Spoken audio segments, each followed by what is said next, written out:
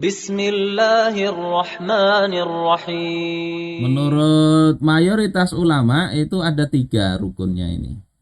Yang pertama al-aqidan, 2 orang yang berakad. Jadi harus ada 2 pihak, yakni pemilik harta dan pekerja. Kemudian ma'qud alaih.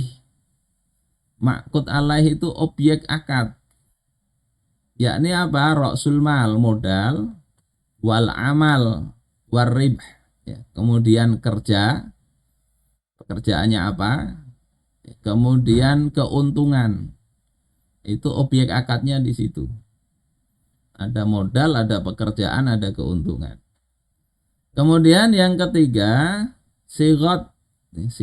Sigot itu redaksi, maksudnya ijab kabulnya. Jadi 3 ini harus ada. Kalau tidak ada berarti mudharabahnya tidak sah ya. Walaupun satu hal saja yang enggak ada. Nah, kalau Asy-Syafi'iyah, mazhab Syafi'i itu menghitungnya jadi 5. Karena apa? Masing-masing dirinci ini. Sebetulnya 3 ini ya. 3 ini ketika dirinci jadi 5. Yakni apa? Pertama ada harta, modal. Kemudian yang kedua ada amal, pekerjaannya apa, bisnisnya apa. Yang ketiga ada ribh, keuntungan. Yang keempat ada sigot, yakni ijab kabul. Yang kelima ada akidani, 2 pihak yang berakad. Ini diperhatikan rukun-rukun ini. Jadi bukan hanya sholat saja yang ada rukunnya, mudharabah ada rukunnya.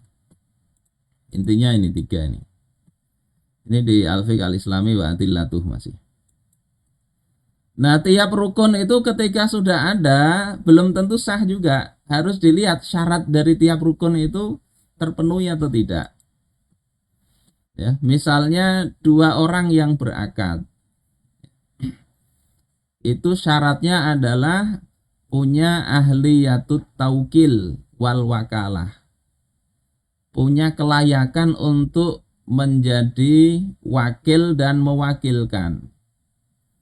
Karena ini mudharabah itu kan sebetulnya mewakilkan pengelolaan harta dari pemilik harta kepada pengelola. Jadi 2 orang ini disyaratkan punya ahliyatut taukil wal wakalah. Sehingga anak kecil yang belum balik nggak bisa itu. Tetapi wali dari si anak kecil boleh mewakili anak kecil tadi untuk menginvestasikan harta anak kecil tersebut. Orang gila misalnya nggak bisa dia melakukan akad mudharabah, tapi wali atau penanggung jawabnya bisa mewakili untuk melakukan akad itu. Ini syaratnya. Kemudian yang kedua, syarat modal itu tidak sembarangan ya. Pertama itu adalah minan nuqudir raijah. Modalnya itu harus berupa uang yang masih berlaku. Fala tajuzul mudharabah bil urudi min aqarin aw mangkulin inda jumhuril ulama. Tidak boleh mudharabah ini dengan harta misalnya rumah atau properti dijadikan modal untuk mudharabah, enggak boleh, enggak sah mudharabahnya. Atau harta bergerak ini modalnya mobil. Nah, untuk mudharabah maka enggak boleh. Enggak sah dari sisi syarat modal itu. Nanti ada ikhtilaf di dalam hal ini, tapi ini mayoritas ulama begitu. Kemudian yang kedua, maklumul miqdar.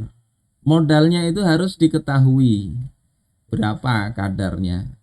5 juta kah, 10 juta kah, 100 juta, harus ada sambatannya itu berapa modalnya. Kemudian yang ketiga, ainan hadiratan, ladainan. Modalnya itu harus berupa ain yang ada saat itu diserahkan, bukan hutang. Nggak bisa misalnya saya punya piutang ke si A, terus si A ini punya usaha. Dulu ya, misalnya 5 tahun yang lalu saya menghutangi dia. Terus saya katakan, karena nggak dibayar-bayar, saya katakan, ya sudah kalau gitu, piutang saya yang ada pada sampean itu jadikan modal. Saya ingin bagi hasilnya. Nah itu nggak sah, karena itu utang. Harus ada kenyataannya tadi. Kemudian yang keempat, modalnya itu harus musallaman ilal amil. Diserahkan kepada pengelola. Misalnya modalnya 100 juta, ya sudah 100 juta serahkan. Nggak bisa, ini 100 juta modalnya ya di sambatannya, tapi dikasih 10 juta dulu. Maka nggak bisa begitu. Kalau 10 juta berarti modalnya 10 juta itu. Berikutnya tentang keuntungan, ini disyaratkan pertama maklumul qadr. Kadar pembagian keuntungan ini juga harus ditetapkan di awal. Berapa persen untuk pengelola, berapa persen untuk pemodal, itu sudah harus jelas di awal. Kada bisa, yang penting nanti ada aja. Kita ini kan kadang begitu di masyarakat. Baru nanti bahualnya belakangan. Nggak bisa. Islam itu mengatur sejak awal. Kemudian juz'an musya'an. Ain nisbah usyriyah au sahman minar ribhi. Bagian yang sudah umum ya. Bagian keuntungan ini misalnya persepuluhan. Kalau keuntungan 10 saya 5, situ 5 misalnya. Atau persen lah kalau sekarang lebih umum itu. Berapa persen? Atau ya bagian dari keuntungan ya, nggak bisa nyebut persenannya, ya berapalah, mau bagi 10 atau bagi 100 atau bagi berapa, dia dapat sekian bagian, harus jelas di sini. Dan pembagiannya seperti ini, persentase dari keuntungan. Minar ribhi ya, dari keuntungan, bukan dari modal, bukan min roksil mal. Ini kadang ada masalah ya, yang dulu pernah sempat heboh di Kalsel, investasi keuntungannya dihitung dari modal. Itu nggak benar itu. Ibnu Maudzin mengatakan ajma'a kullu man nahfidhu anhu min ahlil ilmi, telah sepakat ijma' setiap ulama yang aku ingat, ala ibtalil qirat idza syarata ahaduhuma, atas batalnya qirat kalau salah satu itu mensyaratkan, au kilahuma atau keduanya mensyaratkan, linafsihi darahim maklumah, untuk dirinya itu sekian dirham. Jadi keuntungan itu dibagi sesuai dengan keuntungan real yang diperoleh. Nggak bisa, oh saya pokoknya tiap bulan dapat sekian dirham atau sekian rupiah. Nggak bisa begitu, itu batal akadnya. Wa bina'un alaih, atas dasar tersebut, la tasihul mudharabah biribhin muhaddad. Tidak sah mudharabah itu kalau keuntungannya itu sudah dibatasi. Dari entah dari modal, entah dari apa, dibatasi. Misalnya ditanya, yang kadang orang mengakal-akali gitu. Ini modal saya kasih 20 juta. Bisnis apa? Oh, jualan sembako misalnya. Biasanya sebulan berapa untungnya? Oh, untungnya sebulan biasanya misalnya 2 juta. Terus difikskan, kalau gitu dari keuntungan 2 juta itu tiap bulan aku minta 900.000 saja. Jadi fix dia dapat 900.000 setiap bulan dari modal 20 juta tadi. Maka itu tidak sah. Karena apa? Keuntungan itu bisa turun naik dan tidak bisa dipatok. Kalaupun tetap, maka akadnya itu tetap persentase, bukan akadnya itu sudah jelas duitnya itu tidak. Di sini dicontohkan kal faidah allati tuqaddimuhal masorif alal wada'i.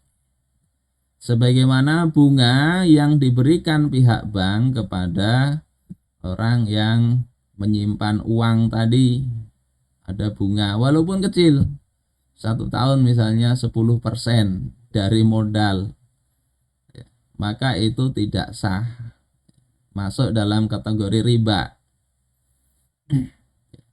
Kalau itu utang piutang, tapi kalau bacaannya itu bukan utang piutang, ini mudharabah, ya, sebagaimana mungkin disiasati oleh orang yang mengatakan, oh ini Islami, ini saya ini tidak akad bunga loh ya ini ya, ini ujroh atau ini sebagai bagi hasil, tapi bagi hasilnya fix begitu, itu tidak sah. Kalau akadnya utang, ya, ngasih pinjaman, itu riba. Saudara-saudaraku sekalian rahimakumullah, ini syarat-syarat di antara syarat mudharabah. Sebetulnya nanti ada syarat-syarat yang lain, nanti bisa dibaca sendirilah di kitab misalnya Al-Fiqhul Islam wa Adillatuh atau kitab fikih yang lain. Selanjutnya jenis mudharabah itu ada 2. Pertama mutlaqah, yang kedua muqayyadah. Yang mutlaqah ini seorang pemodal memberikan kepada pengelola harta untuk usaha yang tidak disebutkan usaha apa. Misalnya mengatakan dafa'tu hadzal mal ilaik mudharabatan.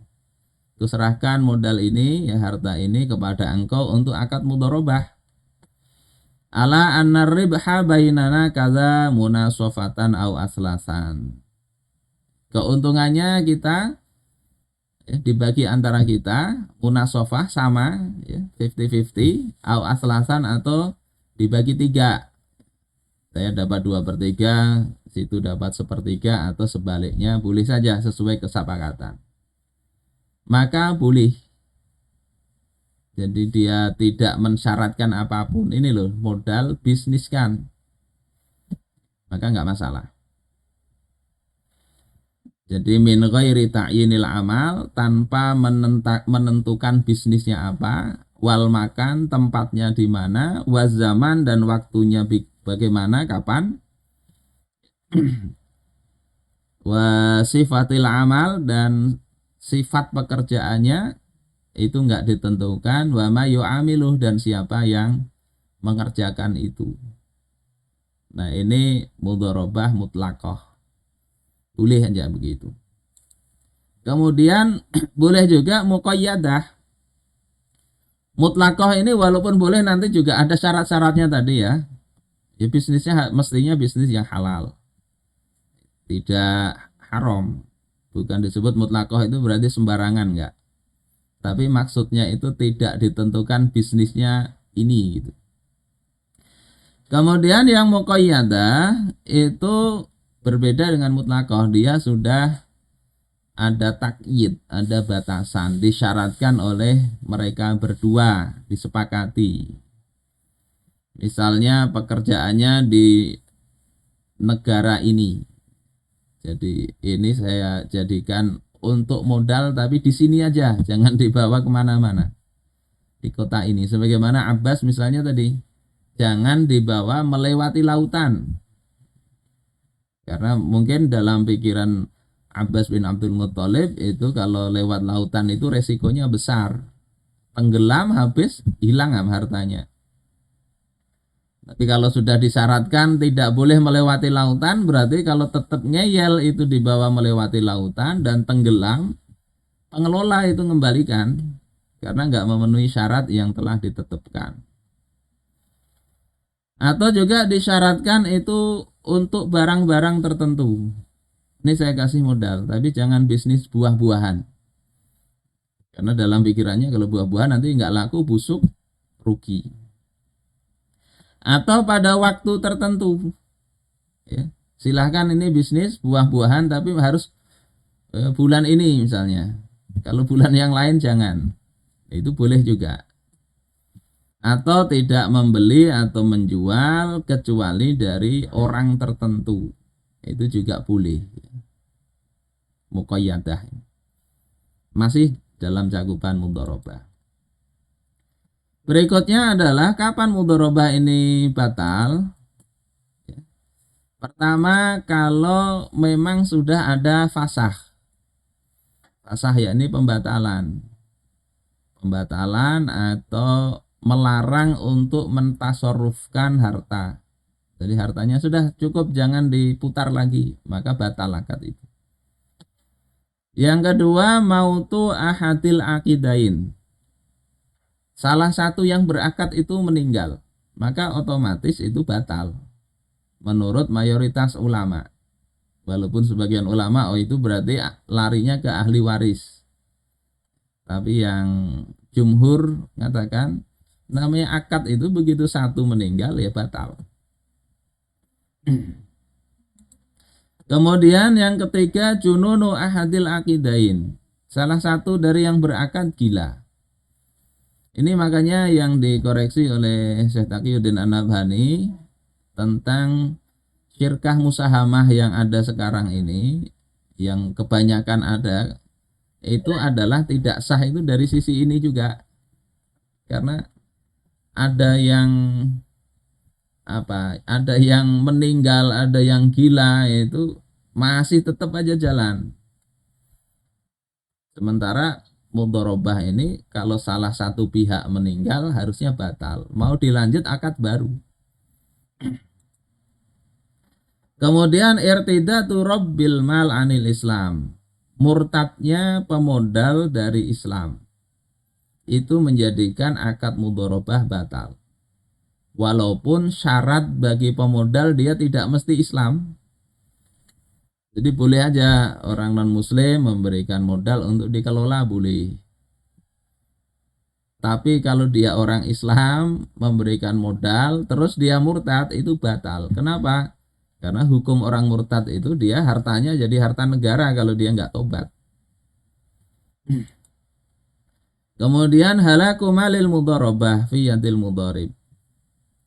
Rusaknya atau habisnya harta yang diputar tadi, harta yang dibisniskan itu di tangan pengelola. Misalnya ini nih, modal 20 juta bisnis sembako. Ternyata setelah itu 1 bulan jalan, 2 bulan jalan, 3 bulan ternyata habis itu modalnya, maka habis, berhenti, gak ada jalan lagi. Kemudian jadi hutang, itu enggak. Seperti itu. Atau misalnya tenggelam, ya, barusan ngambil beras di kapal tenggelam tanpa ada kelalaian dari pengelola, maka itu ya kerugian bagi si pemodal. Ini yang kadang masyarakat jarang paham, ya. Kemudian dikatakan penipuan. Enggak, ya, bisnis itu bisa rugi. Kerugian ya ditanggung si pemilik modal, kerugian harta. Kecuali di situ ada kelalaian si pengelola yang dia misalnya harusnya menjaga, ternyata hartanya dibiarkan aja di luar, nggak dijaga, nggak disimpan, diambil maling, maka itu menjadi kelalaian pihak pengelola, dia harus mengembalikan.